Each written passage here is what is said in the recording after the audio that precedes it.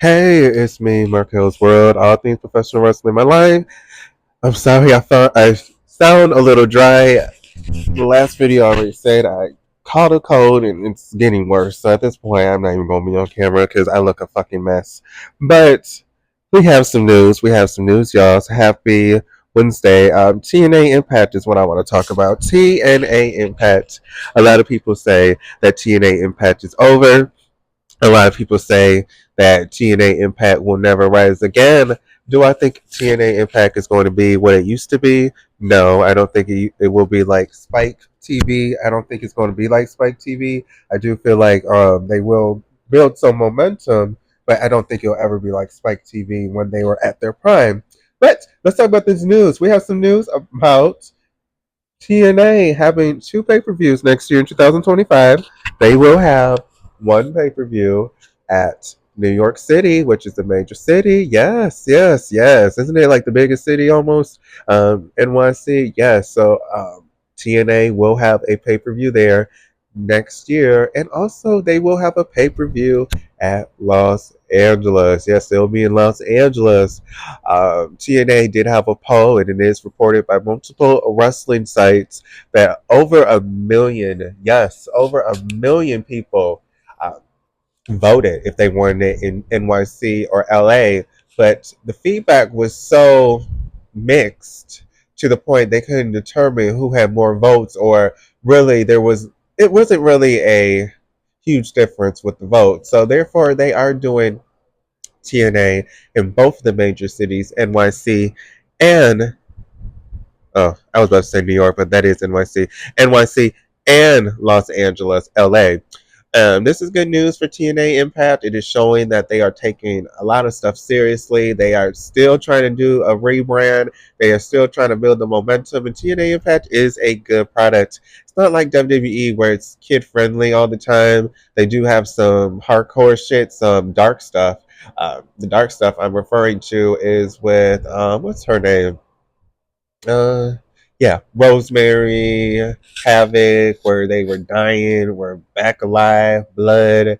They don't really have all of that in WWE. We did have an exception with The Rock and Cody Rhodes. That was a rare one, but they don't really do that. So TNA does have an edge factor compared to WWE, which a lot of people like to compare the both products. But TNA does have its unique identity.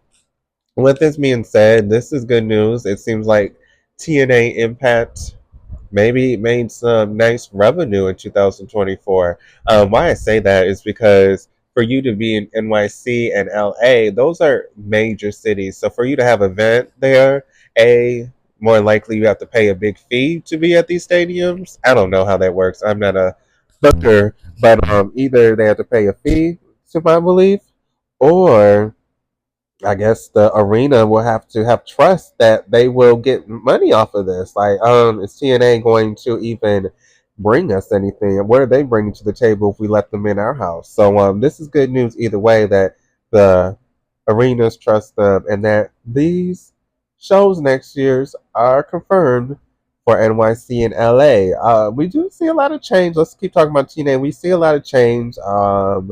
Speedball. Bailey, he has left TNA. I think he's a free agent at this point. We do have Josh Alexander, who did confirm that he is going to be a free agent soon, and he does have so many wishes and so many opponents that he wants to tie it up with. So this is showing with Josh Alexander that he's leaving too. And Josh Alexander, to be real with you, he is one of the major stars of TNA. Yeah, recently he hasn't been as push as he was before, but he is like when you think about TNA Impact, you do think about Josh Alexander. You'll think about the Hardys. You'll think about Jordan Grace. You'll think about Joe Hendry. I mean, you'll think about ABC. So they are, he is one of those people you think of when you think of TNA Impact. So it's sad that a lot of people are leaving, but it's also good to see new blood come in, and new blood will have this opportunity. I don't know really uh, who's going to come. I'm not a fortune teller, but whoever is new to the roster Hey, you gonna be in NYC? Hey, you gonna be in LA? They said that TNA was dying or wasn't shit. Not the bash WWE. I love WWE. I grew up with that. That was WWE and TNA is what I grew up with.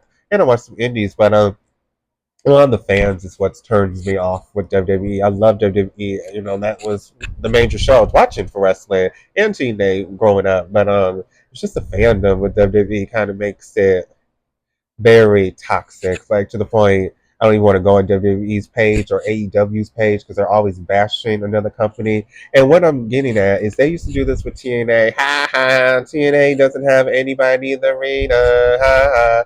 Ha ha! Tony Khan ain't doing shit. Hee hee. And this was like, are you a wrestling fan? Or are you a WWE fan? Because if you was a real wrestling fan and you like wrestling, you would want all the companies to do good, right? You would want all the wrestlers to have options, but now you just want this one product, WWE, to win and only them because that's what a lot of people know.